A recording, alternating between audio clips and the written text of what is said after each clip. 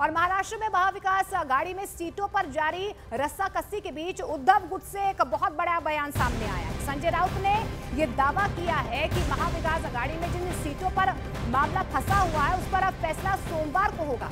इस दौरान राउत ने छोटी पार्टियों से भी बातचीत जारी रखने की बात कही है। महाविकास आघाड़ी में अभी भी 23 सीटों पर मामला फंसा हुआ है। लगभग सभी सीटों पर हमारा चर्चा पूरी हो चुकी है। हमने कहा हमने कुछ उम्मीदवारों का चयन किया है, उसकी घोषणा की है। आज शायद हम जो हमारे अलायंस है, छोटी छोटी पार्टी है, उनके साथ भी आज हमारी चर्चा पूरी हो जाएगी। फिर जो सीटें बचेगी वो वापस हमारी 3 पार्टी में उसमें चर्चा होकर सोमवार तक पूरा निर्णय, पूरी यादी, पूरी लिस्ट आ जाएगी। क्योंकि बाकी 2 दिन बचे हैं मंगलवार तक, उससे पहले हमको नॉमिनेशन फाइल करना पड़ेगा।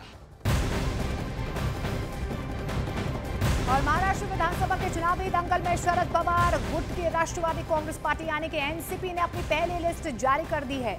एनसीपी शरद पवार ने पहली लिस्ट में 45 उम्मीदवारों के नामों का ऐलान कर दिया है। पार्टी ने बारामती से युगेंद्र पवार को टिकट दिया है। वे चाचा अजीत पवार के खिलाफ चुनाव लड़ेंगे। अनिल देशमुख को कटोल, जितेंद्र आव्हाड को मुंब्रा, कलवा और जयंत पाटिल को इस्लामपुर सीट से उम्मीदवार बनाया गया है। वहीं कटज जामखेड़ से रोहित पवार को चुनावी मैदान में उतारा गया है। 227 कर्जत जामखेड़ श्रीयुत रोहित पवार, 236 अहमदपूर श्रीयुत विनायकराव पाटील, 24 सिंदखेड राजा डॉक्टर राजेंद्र शिंगणे, 237 उदगीर सुधाकर भालेराव, 201 बारामती श्रीयुत युगेंद्र पवार। और महाराष्ट्र में चुनाव कोई भी हो, बारामती की चर्चा जरूर होती है। लोकसभा चुनाव में बारामती सीट ननद भाभी के मुकाबले की वजह से चर्चाओं में हमेशा बनी रहती है। और अब विधानसभा चुनाव में यहां पर मुकाबला चाचा और भतीजे के बीच होने जा रहा है। शरद पवार ने बारामती सीट से अजीत पवार के ही भतीजे को चुनावी मैदान में उतारा है। बारामती से युगेंद्र पवार एनसीपी शरद पवार गुट के उम्मीदवार बने हैं। युगेंद्र जो है वो अजीत पवार के सगे भतीजे हैं और यही मुकाबला जो है एक बार फिर से पारिवारिक बनता हुआ नजर आ रहा है, जो विधानसभा चुनावों में एक बार फिर से देखने को मिलेगा। अगली खबर आपको बता दें, महाराष्ट्र विधानसभा चुनावों से ही जुड़ी है। अजीत पवार गुट ने जिशान सिद्दीकी को बांद्रा ईस्ट से चुनावी मैदान में उतार दिया है, तो पूर्व मंत्री नवाब मलिक की बेटी सना मलिक को अणुशक्ति नगर से चुनावी मैदान में उतारा गया है। यहां से उन्हें टिकट दिया गया है। जिशान आज ही एनसीपी अजीत पवार गुट में शामिल हुए थे। जिशान मुंबई की बांद्रा ईस्ट सीट से 2019 में भी चुनाव जीते थे।